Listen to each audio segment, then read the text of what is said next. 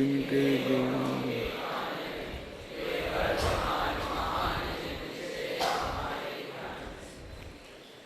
समय सार निर्जराधिकार में 235 और 236वीं गाथा चलेगी, जो क्रमशः वात्सल्य अंग और प्रभावना अंग से संबंधित रखती है। बोलो, जो कोणदी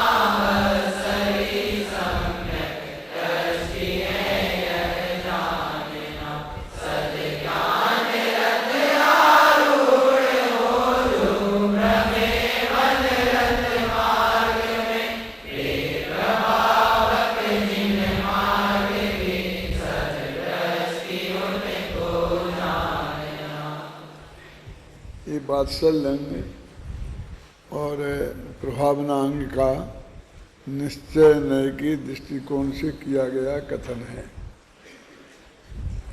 इसमें पहले अपन सामान्य अर्थ करते हैं, फिर इसकी जो विशेष बातें हैं वो बताएंगे। जो कोणादि बच्छलत्थम तिन्नम साहूण मोक्षमगम्मी, जो मोक्ष मार्ग में स्थित 3 प्रकार के जो साधु हैं, उनसे जो वात्सल्य रखते हैं, वे वत्सल भाव से युक्त सम्यक दृष्टि जानना चाहिए और विद्यारूपी रथ पर बैठकर मनोरथ रूपी रथ में के रास्ते में जो आत्मा भ्रमण करता है, वह जिन धर्म की प्रभावना करने वाला सम्यक दृष्टि जानना चाहिए। सामान्य से अर्थ है। अब इसमें थोड़ा गहराई इस बात में है कि वात्सल्य अंग में तिन्नम साहूण इस पद पड़ा है। देखो, इसका एकदम स्पष्ट अर्थ दिखाई देता है। 3 प्रकार के साधु। साहू शब्द जो है, जाता नमो लोये शब्द साहूणम, तो प्राकृत भाषा का साहूणम, साहूण, ये शब्द साधु के लिए का सूचक है। और तिन्नम साहूणम, 3 प्रकार के साधु। तो 3 प्रकार के साधु कौन है? अरहंत तो सिद्ध तो देव हैं, तो आचार्य, उपाध्याय और साधु, ये 3 प्रकार के साधु। ऐसा सीधा अर्थ अपन को दिखाई देता है। कि अपन को दिखाई देता है का क्या अर्थ है? क्योंकि आत्मख्याति ने में अमृतचंद्र ने ये अर्थ नहीं किया। उनने अर्थ किया सम्यक दर्शन, सम्यक ज्ञान और सम्यक चारित्र, ये 3। देखो, आत्मख्याति पढ़ते हैं। सम्यक दृष्टि जीव टंकोत्कीर्ण एक ज्ञायक भावमय होने के कारण सम्यक दर्शन, सम्यक ज्ञान और सम्यक चारित्र को अपने से अभेद बुद्धि से सम्यकतया देखता है, अनुभव करता है। इस कारण मार्ग वत्सल है, मोक्ष मार्ग के प्रति अति प्रीति वाला है, वात्सल्य अंग का धारी है। ये अर्थ करते। समस्या समझ में आई ना क्या? अब ये नीचे का निश्चय परक अर्थ है और ऊपर का जो अर्थ मैंने बताया वो व्यवहार परक है। गाथा का जब अर्थ लिखा तो मैंने अभी पुरानी जो किताब है ना, पंडित जयचंद जी छाबड़ा का जो टीका है, उसको बुला करके भी देखा इसके लिए कि वे क्या लिखते हैं। तो उसमें भी अमृतचंद्र का अर्थ लिखा है, लेकिन कोष्टक में 3 साधुओं का भी लिख दिया। समझ में आया ना। अपन ने भी देखो इसका मूल अर्थ में लिखा, जो चेतयता मोक्ष मार्ग में स्थित निश्चय से सम्यक दर्शन, ज्ञान और चारित्र इन साधनों के प्रति अथवा व्यवहार से आचार्य उपाध्याय और साधु इन साधुओं के प्रति वात्सल्य करता है, वह वात्सल्य अंग का धारी सम्यक दृष्टि जानना चाहिए। इतना अंतर आया है कि उसमें एक कोष्टक में है आचार्य उपाध्याय और साधु व्यवहार से, और अपन ने कोष्टक में नहीं लिख के सीधा लिखा है, तो इतना अंतर है। छाबड़ा जी, लेकिन अमृतचंद्र ने ये व्यवहार वाला अर्थ है बिल्कुल कहीं उसका संकेत भी नहीं दिया, तो सीधा कहा कि निश्चय रत्नत्रय में उनका वात्सल्य है। वो निश्चय रत्नत्रय भी किसका? स्वयं का, माने किसी दूसरे से वात्सल्य की बात नहीं है। ये आठों अंगे स्वयं अपने में ही होना चाहिए, समझे ना। कल मैंने कहा था कि ये आठों अंग 24 घंटा रहने की चीज है, और जब दूसरे से की बात आएगी सामने तो वो 24 घंटा रहने की बात उसमें संभव दिखाई नहीं देती है। जैसे कि अपन कहेंगे कि भाई वो धर्मात्मा जीवों से वात्सल्य रखे, उन 3 साधु लिखा है ना, 3 साधुओं से, लेकिन दूसरे साधु होए ही नहीं, तो अभी अकेले ही साधु हैं, एकल विहारी है। तो दूसरे साधु जो लोक में हैं उनमें से कोई ज्ञानी धर्मात्मा दिखे ही नहीं। आज की परिस्थितियों में भी हमको स्पष्ट दिखाई देता है, और आदिनाथ के समय में भी, आदिनाथ के साथ जो साधु थे 4000, वो सभी कैसे थे? अब आदिनाथ किससे वात्सल्य रखते उनमें से, बोलो? मैंने युग की आदि का उदाहरण देखते हैं तब भी ये परिस्थिति है, और आज भी देखते हैं ये परिस्थिति है। और हम साधु संघों में भी देखते हैं कि भाई एक वो अपने को ही सही मानते हैं और दूसरों को सही मानते ही नहीं, एक संघ वाले दूसरे संघ वालों को। एक दूसरे की स्पष्ट आलोचना करते देखे जाते हैं, यानी जिसे अपन वात्सल्य भाव कहते हैं वो तो दिखाई नहीं देता। तो वो कह सकते हैं कि वात्सल्य के काबिल कोई होना चाहिए ना, वो रत्नत्रय से परिणत तो होना चाहिए। छड़ाला में लिख दिया, धर्मी सो गोवत्स प्रीति सम, कि धर्मात्मा जीवों से जैसे गाय बछड़े से प्रेम करती है ऐसा प्रेम करे, तो उन्होंने वो व्यवहार वाला ही ले लिया ना, निश्चय वाला लिया ही नहीं है। पुरुषासिद्ध उपाय में जरूर ने प्रभाव अंग में रत्नत्रय तेजसा आत्मा को प्रभावित करे, वात्सल्य अंग में भी लिखा निश्चय व्यवहार दोनों लिए, है ना। तो वो 24 घंटे संभव नहीं है, हर क्षेत्र में और हर काल में साधर्मियों की उपलब्धि सहज हो ही जाए ये संभव नहीं है। तो साधर्मी नहीं है तो विधर्मी से भी वात्सल्य कर ले, क्या कर ले, क्या करे, क्योंकि वो तो साधर्मी के प्रति कहा है ना, मुनि को मुनियों के प्रति कहा, क्योंकि उनके संग में निरंतर उन्हीं का समागम रहेगा। तो गृहस्थों को गृहस्थों के प्रति कहा है ना। तो इसमें देखो मूल में अमृतचंद्राचार्य ने क्लियर किया, अब जो ये सम्यक दर्शन ज्ञान चारित्र को अपने में अभेद बुद्धि से सम्यकतया देखता है। गाथा में इसमें दूर से भी गंध दिखाई दे रही, एक उन्नति वत्सलत्तम तिन्नम साहूणम। अब 3 प्रकार के साधु आ गया ना क्लियर शब्द में। और मोक्ष मगम्मी, मोक्ष मार्ग में रहने वाले 3 प्रकार के साधु, क्लियर दिखता क्या नहीं दिखता अपन को।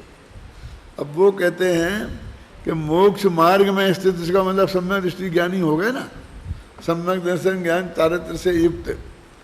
अब ये अमृतंदाचार्य ये अर्थ करते हैं निश्चय नए से, और वो बिल्कुल सही है कि वो मोक्ष मार्ग से उसका वात्सल्य है। मार्ग में चलने वाले दूसरे जीवों की बात नहीं है, उसका किससे है? मोक्ष मार्ग माने रत्नत्रय, माने उसका सम्यक दर्शन ज्ञान चारित्र से वात्सल्य होना, और वो भी अपने सम्यक दर्शन ज्ञान चारित्र से। व्यवहार भी बनेगा तो वे दूसरे में वे सम्यक दर्शन ज्ञान चारित्र होंगे तो ही बनेगा ना, वो तो पर होने से व्यवहार हो जाएगा। लेकिन सम्यक दर्शन ज्ञान चारित्र के बिना तो वात्सल्य भाव की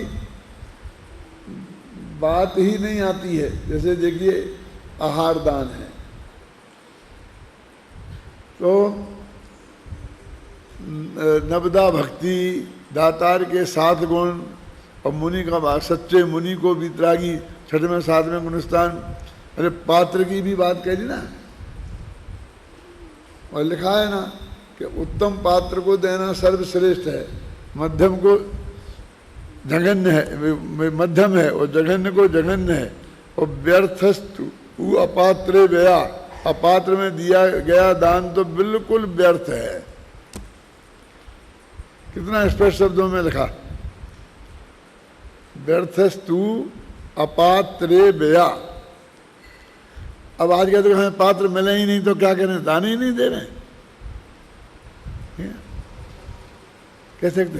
तो फिर वो दया दान में आएगा, तो फिर वो दया का पात्र होना चाहिए ना, वो तो श्रद्धा का पात्र बना के दे रहे तुम। कोई मुनिराज दया के पात्र हो सकते हैं? क्यों है? आप बोलो। तो जब सम्यक दर्शन ज्ञान से मंडित हो तो वे उत्तम पात्र हैं, सम्यक दर्शन ज्ञान चारित्र से मंडित नहीं है तो वे जघन्य पात्र भी नहीं है। अब जे बड़े बड़े अस्पताल खुल रहे और जो जो ये कह रहे, तब ये कौन से दान में आता है? कि नहीं साहब, जीवों का जीवन बचता है और उनका दुख मिटता है। तो जितने जीवों का जीवन बचता है उससे अनंत गुणों का मिटता है। क्या सही सोमानी जी समझ में आया कुछ? क्या नहीं? ये सब एंटीबायोटिक्स क्या है? बाइट माने है ना, जो कीटाणु हैं उनके नाशक, वे भी जीव है ना, तो उन अनंतों को मारा और आपने एक को बचाया।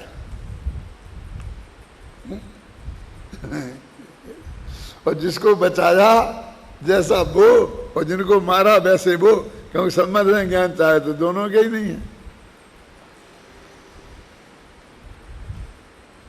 जिन्हें मारा वे कम से कम दया के पात्र तो थे, क्यों?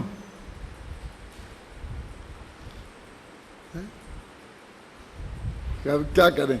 यदि दान का भी सही स्वरूप बताएं तो इस समाज में जिंदा रहना मुश्किल है। बोलो, जो शास्त्रों में लिखा, अपनी तरफ से नहीं। जिसको समझना होगा अपनी योग्यता क्षमता से शास्त्र पढ़ के ही समझना होगा। समझाने वाला तो बहुत मर्यादा में बोलेगा। तो बोलना तुम लोग भी मेरे जैसा मत बोलना। 77 वर्ष के बुढ़े की बात जुदी है और तुम्हें नया जीवन शुरू करना है क्या? इसका तो क्या होने वाला है? आज मरे हो, कल तीसरा दिन होने वाला है? कोई खतरा नहीं है। लेकिन अभी तुमको तो बताए जाते हैं ना हम तुम्हारे लिए है वो, कि ये अपन स्पष्ट दिखाई दे रहा है ना, शास्त्र की मर्यादा में लिखा हुआ है। अब ये जो वात्सल्य भाव करने के लिए भी वो कहते हैं जो सम्यक दर्शन ज्ञान चारित्र से युक्त धर्मात्मा है वे ही हैं वात्सल्य के पात्र भी वे ही हैं।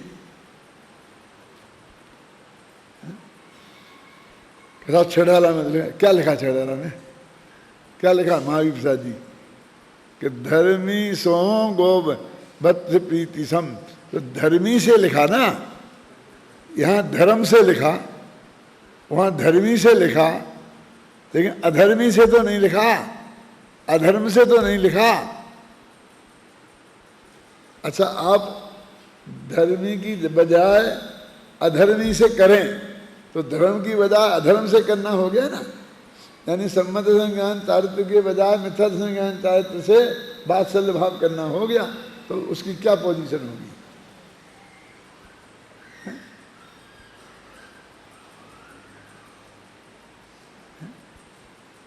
पर समर्थन के तो मूल अंग है।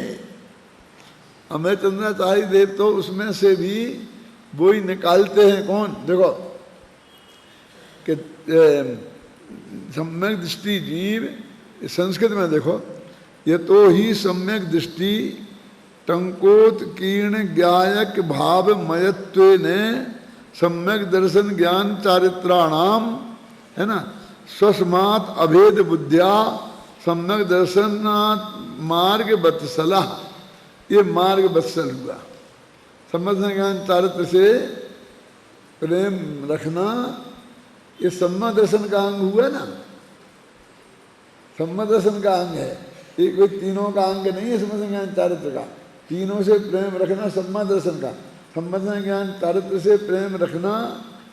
देखो, मान लो किसी जीव को समझन है कि नहीं है, तो वो क्या समझ, तो वो सम्यक ज्ञान चारित्र से रखे ना, सामान्य।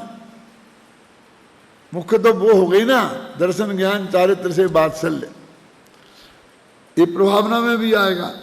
ततो मार्गा, उससे मार्गानु अवलंब कृतो नास्ति बंधा, कि जिनको मार्ग प्राप्त नहीं हुआ है उससे जो उन्हें कर्म बंध होता, वो कर्म बंध नहीं होगा, क्योंकि उन्हें मार्ग प्राप्त हो गया है और इसलिए उनको निर्जरा होगी। कितना क्लियर लगा संस्कृत में। देखो, हिंदी पढ़ लो, संस्कृत पढ़ लो, इतनी संस्कृत तो अब तुम लोग जानने लग गए हो ना। और शांति जी तो तुम्हारे लिए संस्कृति पंक्ति पंक्ति से पढ़ाते हैं ना। ऐसा पढ़ाने वाला नहीं मिलेगा तुमको सारे हिंदुस्तान में, जाके देख लेना है। मैं वैसे ही पागल नहीं हूं जो चाहे जिसकी बोल दूं, मुझसे किसी की प्रशंसा आसानी से नहीं निकलती है। लेकिन आचार्य की पंक्ति, महिमा तो आचार्य की है ना। क्या? देखो, अब वात्सल्यंकाधारी है और ज्ञान की समझ शक्ति को प्रकट करके, विकसित करके स्वयं में प्रभाव उत्पन्न करता है। देखो, ज्ञान की शक्ति को प्रकट करके, सम्यक ज्ञान की, और अपने में ही प्रभाव उत्पन्न करता है। दुनिया को प्रभाव दिखाने की बात नहीं है, वो प्रभावना करता है, उसी का नाम है प्रभावना करना। उसमें आता है ना, पुरुषार्थ के बारे में क्या आता है? आत्मा गुण प्रभाव नहीं हुआ था, रत्न के तेज से अपने आत्मा को प्रभावित करना, प्रभावित करना, उसमें प्रभाव उत्पन्न करना, उसका नाम प्रभावना अंग है। इस कारण प्रभावना अंग का धारी है, इसलिए उसे मार्ग की अनुपलब्धि से होने वाला, कि मोक्ष मार्ग मिला ही नहीं है। में जो बंद होता था वो बंद नहीं होता है, किंतु निर्जरा होती है। मार्ग की अनुपलब्धि यानी उससे बंद होता था ना। अब आप आजकल प्रभावना क्या हो गया है? देखो, जलूस निकालना 20-20 हाथियों का, क्यों? प्रभावना होती है ना जैन धर्म की। बैंड बाजे निकालना, उसमें छना अनछना पानी का रास्ते में पिलाना, उसमें क्या क्या खिलाना पिलाना, जो भी आप करते हो मुझे ज़्यादा मालूम नहीं, क्योंकि मैं कभी जाता नहीं जलूस में, है ना। ये भी हाथी सब एरिया समिति पूर्वक चलते होंगे। वो हाथी के पैर के नीचे जो आ जाता होगा उसका तो मोक्ष नक्की है ना। क्या बोलो, क्या है वो? विचार करो, इसमें कहाँ प्रभावना है? मूल बात तो बिल्कुल ही गायब हो गई। अब मैं ये बात कहता हूं कि भाई इनको हाथी माथी की जरूरत नहीं। अरे साहब ऐरावत हाथी आया था, अरे वो तुरंत गति का नहीं था, वो देव गति का था। और उसके पैर के नीचे आगे कोई जीव नहीं मरता है। उनकी तो स्थिति अप्रतिघाते जैसी होती है ना। हैं? ये क्षीर सागर का जल क्यों लाते हैं? अभिषेक करने के लिए। उन्होंने क्षीर माने दूध मान लिया, उसे दूध का अभिषेक शुरू कर दिया। आपको मालूम क्षीर समुद्र में त्रिश जीव नहीं होते, इसलिए उस पानी को छानना नहीं पड़ता। इतना पानी अनछना उनके माथे पर डाल दिया जाता है, क्योंकि छानने से स्थावर जीव तो निकलता नहीं, और त्रिश निकलते हैं, और त्रिश उसमें होते ही नहीं है। और उसमें कैसे क्या है कि वो क्षीर समुद्र से जो देवता जल लाते हैं, तो आपने मैं पढ़ा कभी कि वो वहाँ से वहाँ तक पूरी लाइन लगा देते हैं, और एक ने उसमें से भरा और उसने दूसरे को दिया, दूसरे ने तीसरे को दिया, तीसरे ने चौथे को दिया। ऐसे इतने होते हैं कि 5वें समुद्र से लेकर सुमेरु पर्वत तक ऐसी लाइन लग जाती है। जो मजदूर लोग होते हैं ना, तो वो यहाँ से वहाँ चलते नहीं हैं। वो एक ने वो भरी तगाड़ी, और वो इसको देता है, ये उसको देता है, वो उसको देता है, ऐसे देते देते छत पे पहुँच जाती है। और छत पे, क्योंकि वो उस पर खड़े रहते हैं ना सीढ़ियों पे, अब सीढ़ियों पे से बार बार उतरना चढ़ना संभव नहीं ना। नीचे है वो माल मसाला, ऊपर छत है, तो नीचे से ऊपर जाने को हर एक को है तो जीना चढ़ना पड़े। क्यों? या वो नशेनी लगाई है वो चढ़नी पड़े, तो उसमें ज़्यादा श्रम है, तो एक एक खड़े हो जाते हैं और ऐसा ऐसा देते हैं। अभी ऐसा कर सकते हो आप?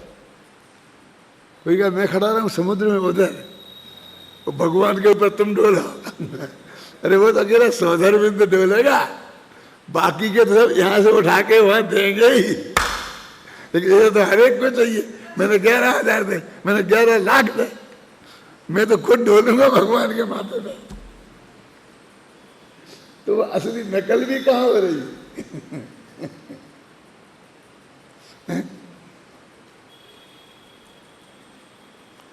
अरे भाई जो कुछ करना है करो, लेकिन जिसमें हिंसा अहिंसा का संबंध है उस मर्यादा को तो कायम रखें।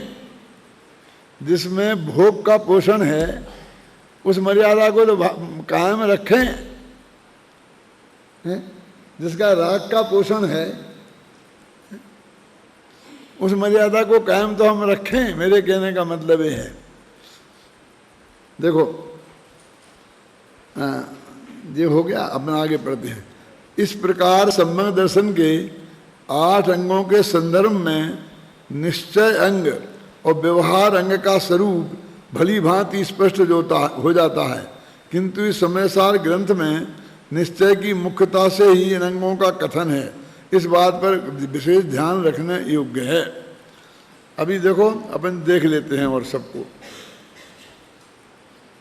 आज इसे खत्म करना है, कल से बंधाधिकार चलेगा। और कहाँ? वो सागर शिविर के आगे, वो निकाल के देना भाई राजेंद्र।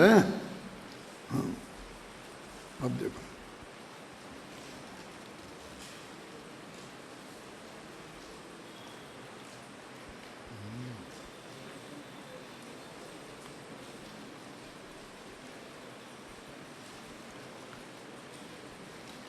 देखो गुरुदेव श्री का पढ़ते हैं, थोड़ा बहुत मार्मिक है। उनने भी कितनी गहराई से इस बात को पकड़ा था, जिस बात की तरफ मैं आपका ध्यान आकर्षित कर रहा हूं। देखो यहाँ सम्यक दर्शन ज्ञान चारित्र को साधु साधक त्रय कहा है। मैंने साधु और साधक त्रय कहा है। मूल में तो साधु दिख रहा ना हर एक को। एक सम्यक दर्शन ज्ञान चारित्र यही साधु है, यही 3 साधक हैं। थावड़ा जी है आपके पास? मूल पाठ में तिन्न साहूणम कहा है, वे खुद पकड़ रहे ना। अपना जो एक त्रिकाली भाव है उसके सिद्धांत ज्ञान चारित्र, ये 3 साधक हैं। अब कहते साधक मैंने आचार्य उपाध्याय और साधु आत्मा की साधना कर रहे, वे कहते हैं दर्शन ज्ञान चारित्र रहना। आत्मा की परमानंद रूप मुक्ति का दर्शन संबंध ज्ञान चारित्र साधन है। यह एक ज्ञायक भाव में नित्यानंद स्वरूप प्रभु आत्मा को ध्येय में लेने से समकृति के जो संबंध से ज्ञान चाहत की साधक दशा है वह पूर्णानंद रूप मोक्ष का साधन है। निमित्त साधन व व्यवहार साधन की बात यहाँ नहीं है, यहाँ तो संबंध से ज्ञान चारित्र को साधन कहा है। अब उनने भी पढ़ा था क्या, धर्मी सम गौवच्छ प्रीति सम, ये सब व्यवहार की परिभाषाएं। अपन तो वहीं चले जाते हैं बार बार, लेकिन वो बराबर इस बात को अमृतचंद ने जो अर्थ किया है आत्मख्याति को पकड़ के चल रहे हैं। अपने एक ज्ञायक भाव में स्थित दर्शन ज्ञान चारित्र को अपने ही द्वारा अभेद बुद्धि से अनुभव करना कि आत्मा ही है, ये दर्शन ज्ञान चारित्र आत्मा ही है, ऐसा अभेद बुद्धि से अनुभव करना ही सच्ची धर्म वत्सलता है। ये धर्म से प्रेम की बात है, धर्मी से प्रेम की बात नहीं है। धर्म से प्रेम है निश्चय की बात है और धर्मी से प्रेम है व्यवहार की बात है। इसी का नाम मार्ग वात्सल्य अथवा मोक्ष मार्ग के प्रति प्रेम भाव है। मोक्ष मार्ग के प्रति, मोक्ष मार्ग में चलने वालों के प्रति भी नहीं, उसमें व्यवहार हो जाएगा, और मोक्ष मार्ग के विरोध करने वालों के प्रति तो है ही नहीं। सच बोलो, छाती पे हाथ रख करके सब जो जिन लोगों ने इस बारे में सोचा है, विचार किया है, अथवा जिन्हें कि हमने जो सबसे प्रेम रखना, तो उन सब में किन किन को लिया कि अपने सब जैनी से यही लिया ना। वे तो अपने साधर्मी है ना, वे थोड़ी विधर्मी है। क्यों? अपनी साधर्मी की परिभाषा क्या है बोला? सम्यक दृष्टि का साधर्मी कौन हो सकता है? सम्यक दृष्टि का मिथ्या दृष्टि है? हमने एक कहा किया, मैं जैनी का जैनी साधर्मी है। हम तो और भी आगे बढ़ते, श्वेतांबर भी अपने साधर्मी ही है, दिगंबर भी सब अपने साधर्मी है। हमारा जो साधर्मी की व्याख्या है वो कहाँ जाती है? तो नहीं साहब हम नहीं है तो जो हैं तो वे उन्हीं से करें। तो उन्होंने टोडरमल जी ने लिखा ना, जो साहू के वाक्य जो साधु हैं उन्होंने इनकी स्थापना करके मान लें। ऐसा है कि किसी के पति ना हो, पति का स्वर्गवास हो जाए, तो किसी दूसरे में पति की स्थापना करके उसे मान सकती है पति, पत्नी पति। क्यों?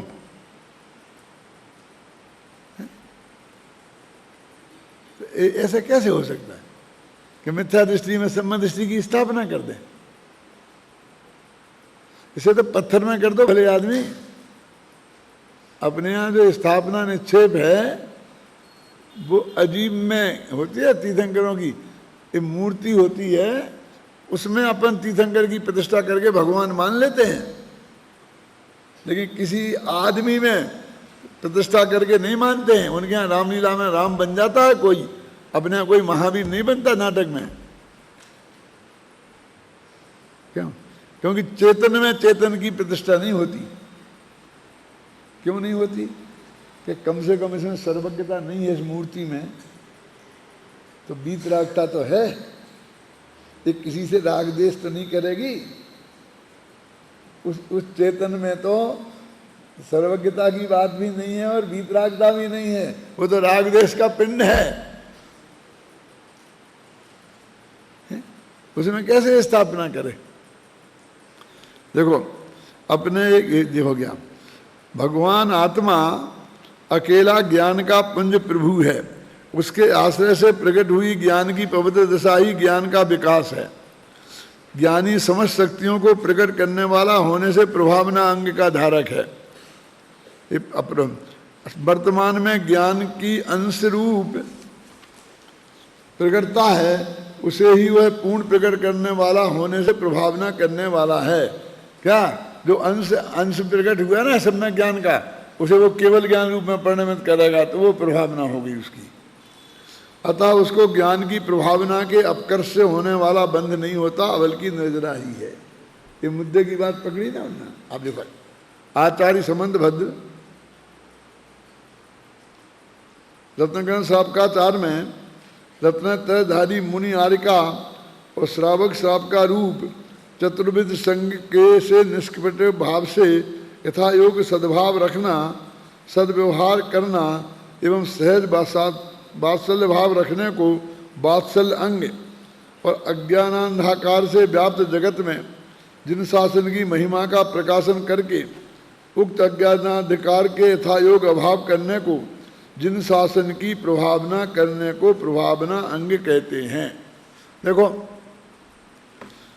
ये जो अपन यहाँ महाविद्यालय में पढ़ा रहे हैं ना आपको जैन शास्त्र है, शुद्ध वस्तु का स्वरूप, ये असली प्रभावना अंग है। क्या असली प्रभावना अंग क्या है बोलो? जैन धर्म का प्रभाव कैसे बढ़ेगा? आचार्य अमृतचंद्र पुरुषार्थ द्वीपाय में मुक्ति सुख के कारणभूत अहिंसा धर्म में और साधर्मी जन्मों से निष्कपट प्रीति रखने को वात्सल्य अंग और रत्नत्रय के तेज से अपने आत्मा की और दया दान तप जिन पूजा और ज्ञान के माध्यम से जिन धर्म की प्रभावना करते हैं को प्रभावना अंग कहते हैं। ये सब निश्चय व्यवहार शामिल करके बात चल रही है। इस प्रकार रत्नत्रय धर्म और उसके धारकों से हो गया नक्की दोनों, वात्सल्य भाव होना वात्सल्य अंग और रत्नत्रय धर्म धारण कर स्वयं अपनी और रत्नत्रय धर्म के प्रचार प्रसार के माध्यम से जिन धर्म की प्रभावना करना प्रभावना अंग है। वास्तव में ये जो अपनी पाठशाला खोलना ना, इसको हम प्रभावना अंग भी कह सकते हैं, ज्ञानदान भी कह सकते हैं, क्योंकि मूल तत्व की बात उसमें सिखाई जाती है। वो इतने कॉलेज खोल के वो कोई ज्ञानदान नहीं है, क्योंकि वो ज्ञान है ही नहीं, वो तो अज्ञान है। तो जो नाम ही देना है तो अज्ञान दान दो ना, नाम उसका। अपन कहते हैं ना बहुत ज्ञान का प्रचार हो गया है, ज्ञान का हुआ है कि अज्ञान का है? क्या हुआ बोलो? सम्यक दर्शन के उस 8 अंगों का निरूपण होने के बाद सभी अंगों के संदर्भ में कुछ आवश्यक स्पष्टीकरण पंडित जयचंद जी छाबड़ा करते हैं, जो इस प्रकार है। ये पूरा वर्णन हो गया 8 अंगों का और निर्जराधिकार खत्म होने लग गया, तो उसमें जयचंद जी छाबड़ा को कुछ कहने का भाव आया, तो वो उन्होंने पूरा ये 1.5 पेज है, उसे अपन पढ़ते हैं। पढ़ो कोई अच्छे गले वाला शांति से स्पीकर पे पढ़ो है?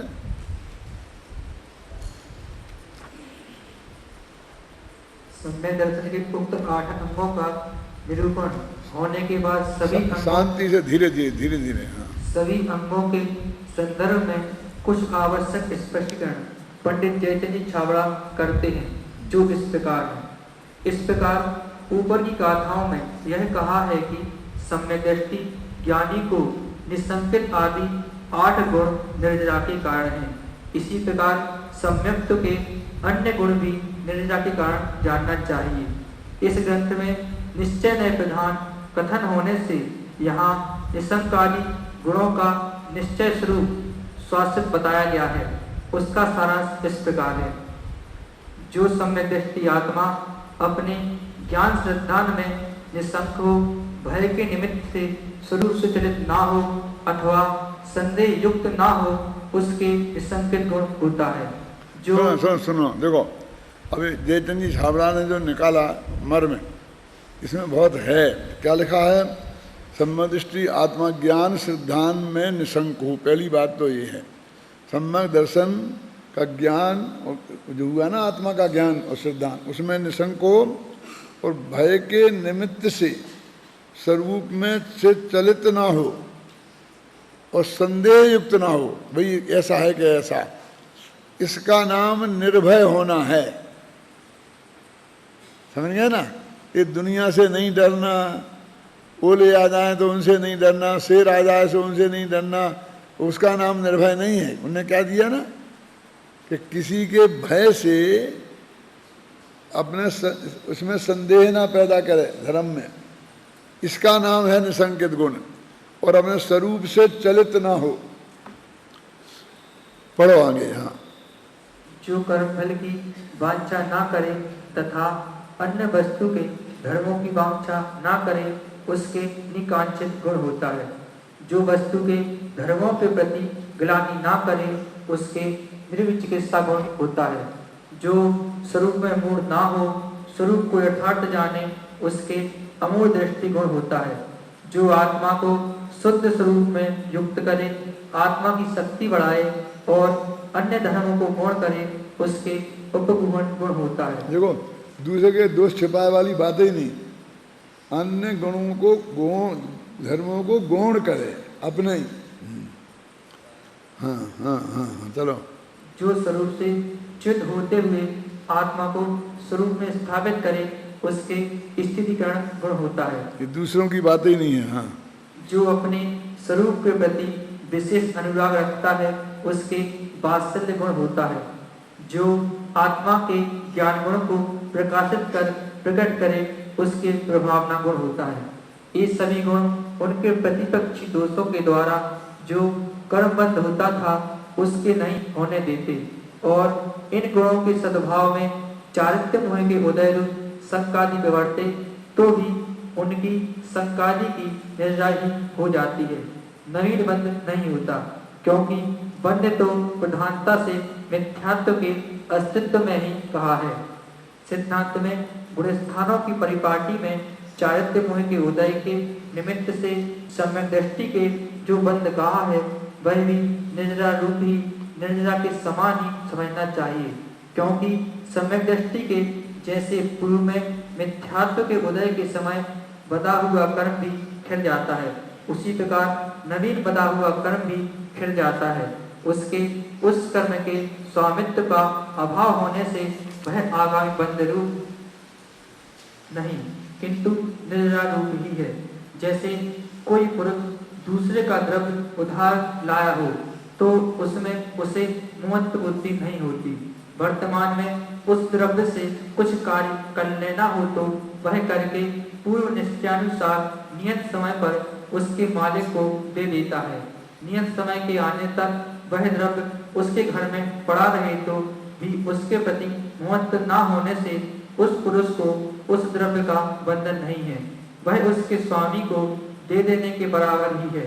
इसी प्रकार ज्ञानी कर्म द्रव्य को पराया मानता है, इसलिए उससे उसके प्रति महत्व नहीं होता, अतः उसके रहते हुए भी वह निर्जित हुए के समान ही है, ऐसा जानना चाहिए। यह निसंकारी 8 गुण व्यवहार नय से व्यवहार मोक्ष मार्ग में इस प्रकार लगाने चाहिए। ये तो निश्चय की बात थी, अब व्यवहार की बात बता रहे हैं। जिन बच्चों में संदेह नहीं करना, भय के आने पर व्यवहार दर्शन ज्ञान चारित्र में नहीं टिकने से निशंकित है। अरे क्या ये पढ़ते हो, कोई दूसरा नहीं है, अच्छी तरह पढ़ भी नहीं सकता शुद्ध, और जहाँ कहाँ रुकना कहाँ नहीं रुकना। देखो, जिन वचनों में संदेह नहीं करना, भय के आने पर व्यवहार दर्शन ज्ञान चारित्र से नहीं डिगने को निशंकित तत्व है। दूसरा, हाँ, संसार देह भोग की वांछा से तथा परमत की वांछा से व्यवहार मोक्ष मार्ग से चलायमान न होना सुनिकांक्षी तत्व है। अपवित्र दुर्गंधित आदि वस्तुओं के निमित्त से व्यवहार मोक्ष मार्ग की प्रवृत्ति के प्रति ग्लानि न करना सो निर्विचिकित्सा है। व्यवहार मोक्ष मार्ग की प्रवृत्ति के प्रति ग्लानि नहीं करना, और दुनियादार की बारे बात नहीं है। हाँ, हाँ। देव गुरु शास्त्र लौकिक प्रवृत्ति अन्य मतादि के तत्वार्थ के स्वरूप इत्यादि में मूर्ता न रखना, यथार्थ जानकर प्रवृत्ति करना सो मूल दृष्टि है। धर्मात्मा में कर्मोदय से दोष आ जाए तो उसे गौण करना और व्यवहार मोक्ष मार्ग की प्रवृत्ति को बढ़ाना सो उपगोहन अथवा उपबृंहण है। व्यवहार मोक्ष मार्ग से च्युत होते हुए आत्मा को स्थिर करना सो स्थितिकरण है। व्यवहार मोक्ष मार्ग में प्रवृत्ति करने वाले पर विशेष अनुराग होना सो वात्सल्य है। व्यवहार मोक्ष मार्ग का अनेक उपायों से उद्योग करना सो प्रभावना है। इस प्रकार 8 गुणों का स्वरूप व्यवहार ने को प्रदान करके कहा है। यहाँ निश्चय प्रधान कथन में उस व्यवहार स्वरूप की गौणता है। सम्यक ज्ञान रूप प्रमाण दृष्टि में दोनों प्रधान है। स्याद्वाद मत में कोई विरोध नहीं है। इस प्रकार सम्यक दर्शन के 8 अंगों के संदर्भ में निश्चय अंग और व्यवहार अंग का स्वरूप भली भांति स्पष्ट हो जाता है, किंतु इस समय सार ग्रंथ में निश्चय की मुख्यता से ही अंगों का कथन है, यह बात विशेष ध्यान देने योग्य है। देखो, ये निश्चय और व्यवहार दोनों बताए। जिस व्यवहार को हम 8 अंग माने थे, वो व्यवहार भी यहाँ कहीं दिखाई नहीं देता है ना। अब एक पे जिन बच में शंका न धार, अब क्या भगवान ने जो कहा उसमें हमें कोई शंका नहीं है कि क्या कहा कि वो हमें पता नहीं है। हमें भोगों की कांक्षा नहीं करना और स्वर्ग की निरंतर मन में चाह बनी रहना, अनुकूल संयोगों की चाह बनी रहना और उनमें सुख बुद्धि पूर्वक चाह बनी रहना। वो चारित्र मोह के उदय से चाह बनी रहना अलग बात है। ऐसे ही गिलानी नहीं करना।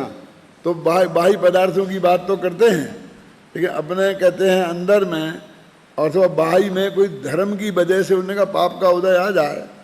और जैसे मुनिराज को कुष्ठ हो गया, किसी धर्मात्मा को हो गया, कोई भी हो, चाहे मुनि हो चाहे श्रावक हो, सम्यक दृष्टि, लेकिन पाप के उदय में किसी को भी कोई भी बीमारी आ सकती है ना। और बुढ़ापा नाम की बीमारी तो हर एक को आ ही जाएगी जिंदा रहेगा तो उसमें जो शिथिलता देखे इसी तरह की दिखाई देती है ना, तो उसको देखकर उसके प्रति अरुचि भाव नहीं रखना, ये वास्तव में निर्विचिकित्सा अंग है। तत्व के बारे में मूढ़ता नहीं रखना, माने बिल्कुल उसके स्पष्ट निर्णय होना, ये अमूढ़ दृष्टि अंग है। उपगुहन अभी बताया ही है कि अपने गुणों को बढ़ाना और अपने जो अप्रयोजन भूत अपने ही जो गुण हैं उनको गौण करना, छिपाना नहीं, उनको गौण करना। अथवा दूसरे की अपने बहुत सी बातें धर्मात्मा जीव हैं, अब उनकी कोई ऐसी बात एकाध है तो सम्यक दृष्टि, लेकिन पाप कर्म के उदय से उनके दारिद्र है और चीज़ें देखने में आती हैं, तो उनके प्रति अरुचि नहीं दिखाना है ना। अब ऐसे ही धर्म और धर्मात्माओं के प्रति सच्चे धर्म का स्वरूप समझे, तब तो धर्मात्मा कौन है ये निर्णय कर सके ना। वो वात्सल्य भाव रखना। देखो, लड़ना तो किसी से भी नहीं, लेकिन वो वात्सल्य भाव नहीं है। हमें इस देश में, इस समाज में शांति से रहना है। तो मैं एक साधारण उदाहरण देता हूँ आपको कि इस देश में हिंदू, मुसलमान, ईसाई सब रहते हैं ना, और मांस भक्षी और कैसे कैसे कर्म वाले रहते हैं, लेकिन आखिरकार हम सब उनके बीच में ही रहना है ना तो उनको इस देश से अपन निकाल सकते हैं और ना अपन भाग के कहीं ऐसी जगह जा सकते हैं कि जहाँ अधर्मात्मा जीव हों ही नहीं। तो उनसे लड़ते रहना क्या है? उनसे सामान्य व्यवहार तो बना के रखना ना, उसे वात्सल्य भाव नहीं कहेंगे। फिर भी नहीं लड़ना तो अच्छा ही है, शांति से रहना है। तो अभी जैन अजैन की बात करी, हिंदू मुसलमान की, अभी अपने पूरी जैन समाज में समझ लो कि हम दिगंबर श्वेतांबर हैं। अब भले ही वो ने 5वें अध्याय में रखा हो, गीत में छात में रखा हो, चाहती बातें करें। अब एक तीर्थ पे गए, अब वहाँ दोनों का ही कब्जा है उस पर, क्या करो, संवेद से करे, अपने सब बड़े बड़े तीर्थ हैं, उन सब की ऐसी ही परिस्थिति है कि नहीं है। तो क्या करना, वहाँ जाके लड़ना? मैं आपसे पूछता हूँ, वो लड़ने वालों को लड़ने दो मुकदमा, अपने अधिकार को लेने दो। लेकिन हम तो सहज भाव से ही, अपने मन कसाय रूप से, वात्सल्य भाव से ही रहेंगे ना, वात्सल्य अंग नहीं। बोले वहाँ कैसे रहना चाहिए? कहने साहब रक्षा करना, धर्म की रक्षा, 24 घंटा रक्षा ही रक्षा करते रहना। हमने ऐसी रक्षा करी कि 150-200 बरस से लड़ते लड़ते, और आज हमारे हाथ में कुछ नहीं है, ऐसी रक्षा करी। वो पार्श्वनाथ है ना अंतरिक्ष के, वो बिल्कुल जेल में ही बंद हैं। कम से 45 साल से मैं देख रहा हूँ, 45 साल पहले भी गया था और आज भी। क्यों, क्या था? मैं तो जो बात कहता हूँ वो तो लोगों को इतनी नहीं पचेगी कि बहुत ही अनर्थ हो जाएगा, इसलिए मैं कहता नहीं। समझ में आई ना कि अभी मैं आप इन समझदारों से ये बात कहना चाहता हूँ कि एक मूर्ति के 22 घंटे तक आँख कान लगे रहे, क्यों? और फिर 2 घंटे को हमने उन्हें निकाल के और उनके पूजने में हमारा कोई मिथ्यात्व नहीं होता है? समझ गए? और उनके लिए लड़ाई लड़ के हमने 2 घंटे के 3 घंटे करा लिए हैं। और अभी एक मंदिर में इधर इतनी बड़ी स्टेज है, इधर दिगंबर मूर्ति रखी, इधर श्वेतांबर रखी, इधर बीच में तीसरी रखी, तो इधर ही इसके रखने से गीत में छत हो जाता है। उस मूर्ति को कोई टच नहीं कर रहा, कोई लेना देना नहीं, तुम अपनी दृष्टि से पूजा करो, तो प्योर दिगंबर है, उसको कुछ नहीं है। वो श्वेतांबर वहाँ करेंगे तो अपनी पूजा करेंगे उस मूर्ति के सामने, जो है ना लोनावाला में। ऐसे ही इतने से बड़ा चबूतरा है, उस चबूतरे पे एक टेबल यहाँ रखी, एक वहाँ रखी ना, एक यहाँ रखी, ऐसी 3 वेदियाँ अलग अलग हैं। और एक इसमें तो बीच में खंबा नहीं है, उसमें तो बीच में इधर खंबा आ गया, इधर एक इधर आ गया, तो 3 खाने बन गए। अब इतनी दूर में तो वो गीत में छात हो गया। और बेई मूर्ति तो 22 घंटे वो रहा सब, और वो उतार दो तो पूरा उतरता थोड़ी है। वो लेप किया हुआ, चंदन लगा हुआ पूरा उतरता है सब। उसे लड़ करके करोड़ों अरबों रुपया खर्च करके वो लेना और उसके लिए करे रहना, उसमें ज़िंदगी लगा देना, वो बहुत पहलवानी का काम है। समाज को उसके लिए अनंत अनंत उपकार मानना चाहिए।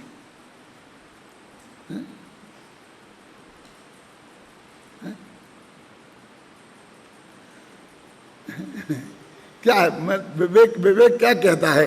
यानी इतनी स्थूल बात भी हमारी समझ में नहीं आती है। और वहाँ पर इतने वर्षों से हम लड़ रहे कि वो सारा जितना पैसा हमने घूस में मजिस्ट्रेट को, वकीलों को खिलाया है ना, उससे वहाँ सोने की पहाड़ियाँ बन जाती। क्या उनसे मर जाते, वो सोने के बन जाते, दोनों के अलग अलग। ख्याल में आई ना?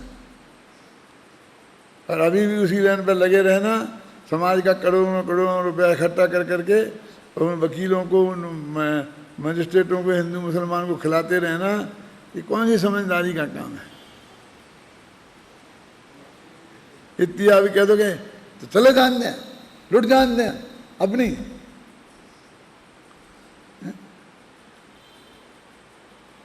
वहाँ तो तुम्हें लूट नहीं जाने दिया, यहाँ तो हमने लूटा है ना। तुम्हारा तो एक पैसा नहीं लगा उस मंदिर में, और तुम्हारी मूर्ति विराजमान हो गई, तो तुम्हारा अधिकार तो हो गया ना उसमें।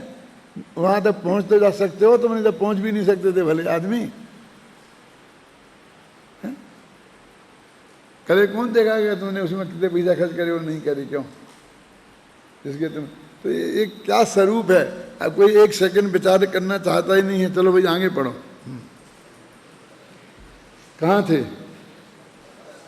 हाँ, अब निर्जरा अधिकार का समापन करते हुए सम्मा दर्शन की महिमा व्यक्त करते हुए आचार्य अमृतचंद अंतिम कलश लिखते हैं, जो इस प्रकार है। पढ़ो। रुदन बंदम नवमिति निजय संकोष्टाविरंगई प्रागवदम तु क्षयमुपनयन निर्जरोद्रभृणेन सम्यक दृष्टि स्वयमतिरसा सदादिमध्यान्तिमुक्तं ज्ञानं भूत्वा नटति गगना भोगरंगविकार वंदना हो नवकर्णिका पूर्व कर्णिका नाथ नृत्य करे अष्टांग में सम्यक ज्ञान प्रकाश। तो 4 पंक्ति का लंबा छंद है बंदा क्रांता, और उसका पूरा भाव ये दोहा जैसे छोटे छंद में 2 लाइन में पूरा आ गया है। बताओ क्या छूटा है? जो संस्कृत जानते हैं, हिंदी जानते हैं, और नहीं जानते हो तो कोई चिंता की बात नहीं। ये नीचे संस्कृत का अर्थ लिखा है, हिंदी वाले का नहीं, पढ़ते हैं अपन। इस प्रकार नवीन बंधु को रोकता हुआ अपने 8 अंगों से युक्त होने के कारण निर्जरा प्रकट होने से पूर्वबद्ध कर्मों का नाश करता हुआ सम्यक दृष्टि जीव स्वयं निजात्मा के अतिरस से आदि मध्य और अंत रहित ज्ञान रूप होकर आकाश के विस्तार रूपी रंग भूमि में अवगाहन करके नाचता है। ये इस छंद का, संस्कृत वाले छंद का अक्षर अक्षर का अनुवाद है ना। देखो ना, ज्ञानम भूत्वा नटति, है ना लिखा। अब हिंदी का, बंध न हो नव कर्म का, नए कर्म का बंध नहीं होता, और पूर्व कर्म का नाश माने निर्जरा, ये संवर और ये निर्जरा। और नृत्य करे अष्टांग में सम्यक ज्ञान प्रकाश, 8 अंग का धारी वह सम्यक दर्शन सम्यक ज्ञान के प्रकाश में नृत्य करता है। ऊपर नाचता है, इसमें नृत्य करे, इसमें पूरा भाव आ गया। क्यों ये कह रहे हैं? क्योंकि इस अधिकार का अंत हो रहा हो, नाटक जैसा है ना, तो ये समझते हैं नाटक के अंत में एक गाना हो गया एक नाच हो गया। वो करते हैं ना अभी नाटक वाटक करते, बीच बीच में नाच गाने करते हैं ना। पर निर्जराधिकार हो रहा है तो सम्यक दर्शन नाच रहा है, क्योंकि सम्यक दर्शन ने संवर कर दिया है, आगे कर्म को रोक दिया है और पुराने कर्मों को झड़ा दिया है, निर्जरा कर दी है।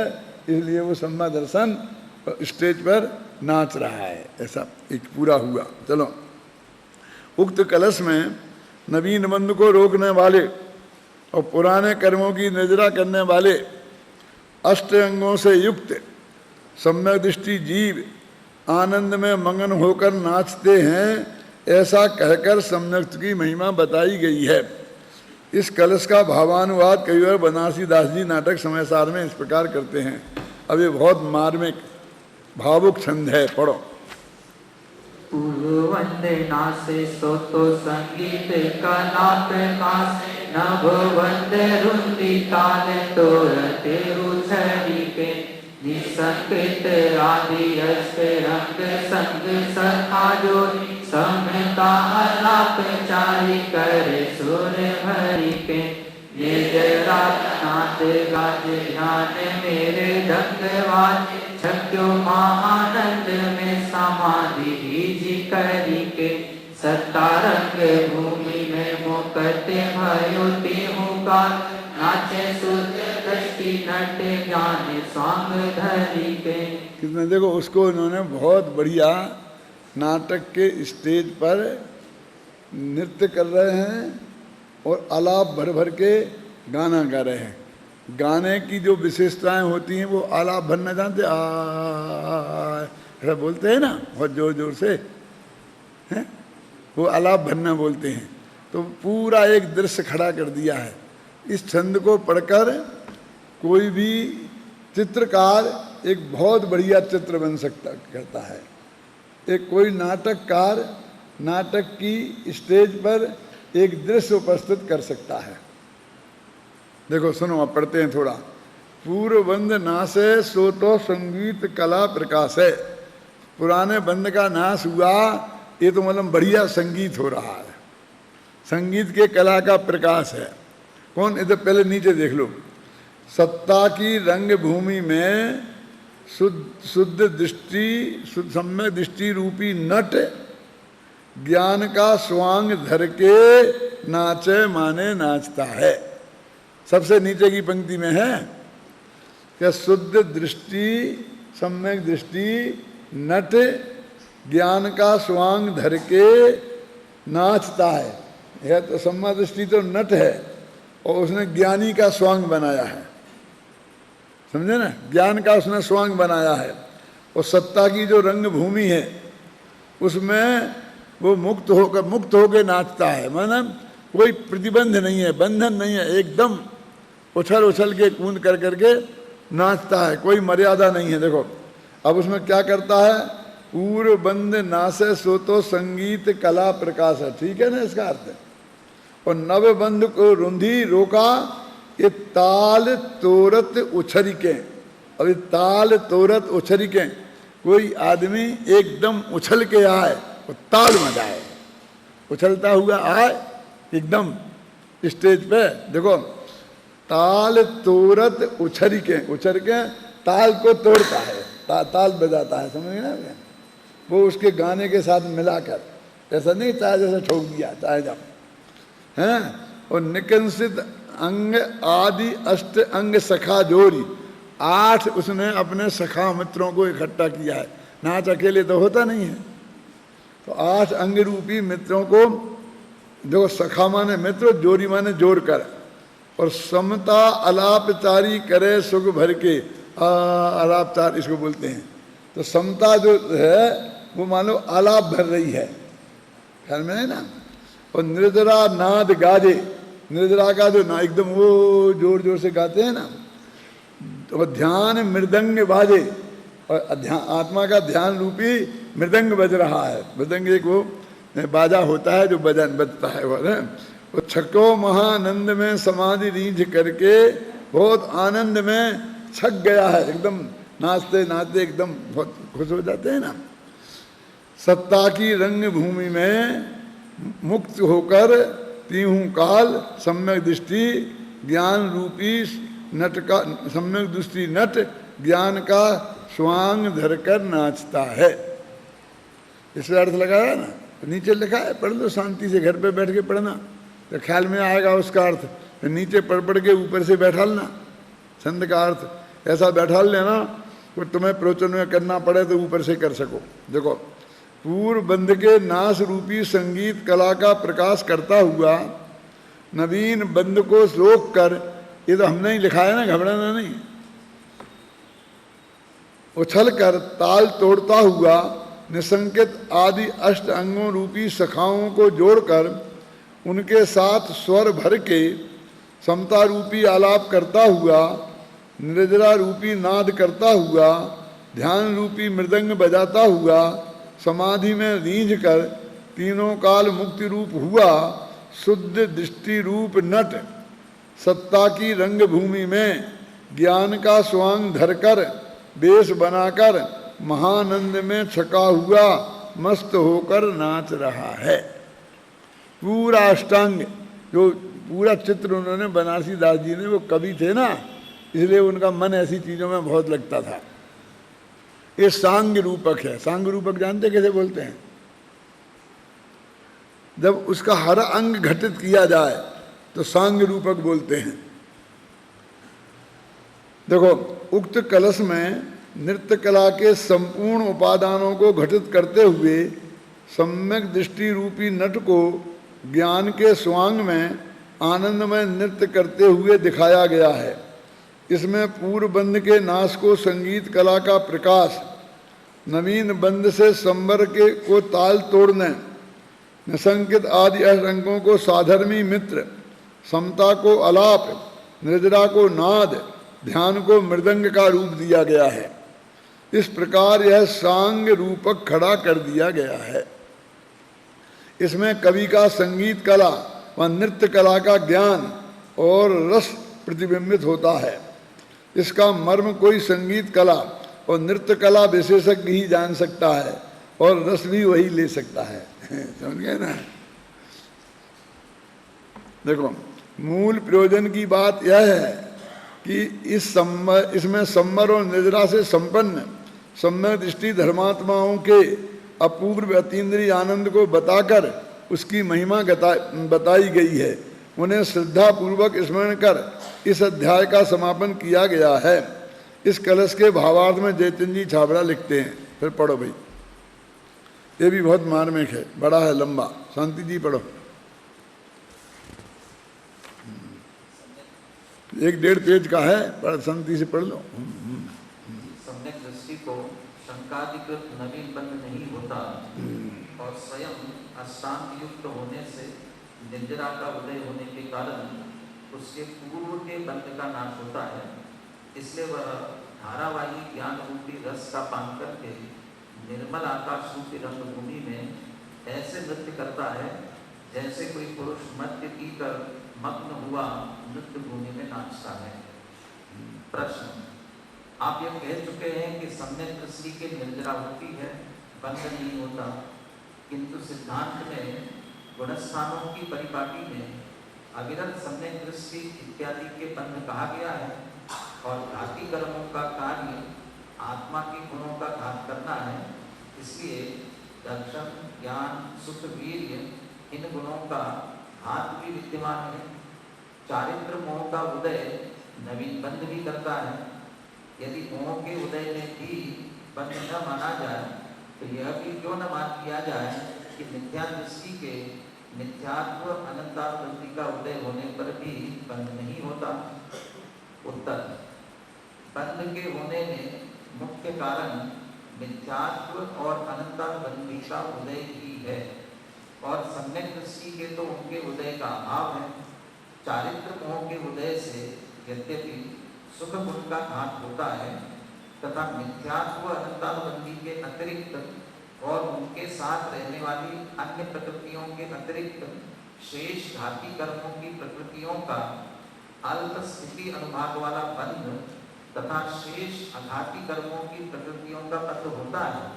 तथापि जैसा मिथ्यात्व अनंतानुबंधी सहित होता है वैसा नहीं होता। अनंत संसार का कारण तो मिथ्यात्व और अनंतानुबंधी ही है। उनका अभाव हो जाने पर फिर उनका बंध नहीं होता और जहाँ आत्मा ज्ञानी हुआ वहाँ अन्य बंध की गणना कौन करता है। वृक्ष की जड़ कट जाने पर फिर हरे पत्ते रहने की अवधि कितनी होती है। इसलिए इस अध्यात्म शास्त्र में सामान्यतया ज्ञानी अज्ञानी होने के संबंध में ही प्रधान कथन है। ज्ञानी होने के बाद जो कुछ कर्म रहे हों वे सहज ही मिटते जाएंगे। निम्नलिखित दृष्टांत के अनुसार ज्ञानी के संबंध में समझ लेना चाहिए। कोई पुरुष दरिद्रता के कारण एक झोपड़े में रहता था। भाग्योदय से उसे धन धान्य से परिपूर्ण बड़े महल की प्राप्ति हो गई, इसलिए वह उसमें रहने को गया।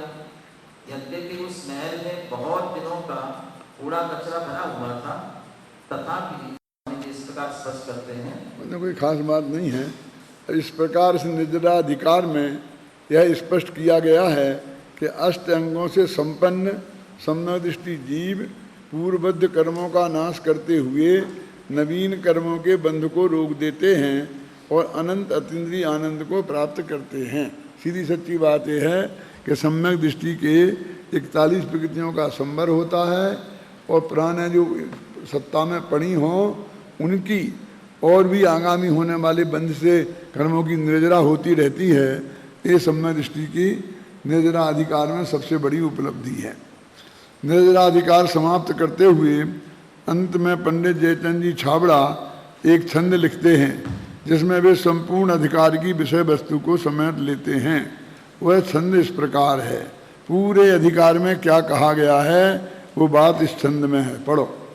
सम्यक बंते महते सदा सम भाव रहे दुख संकट आए कर्म नवीन बने न तवे पूरब मंद घड़ी पिन भाई पूर्ण अंग सुदर्शन रूप धरे नित्य ज्ञान बड़े निज पाए यूं शिव मार्ग साधि निरंतर आनंद रूप निजातम थाए। ये तो बहुत सीधा सरल छंद है कि सम्यक दृष्टि जीव सदा ही समता भाव में रहता है।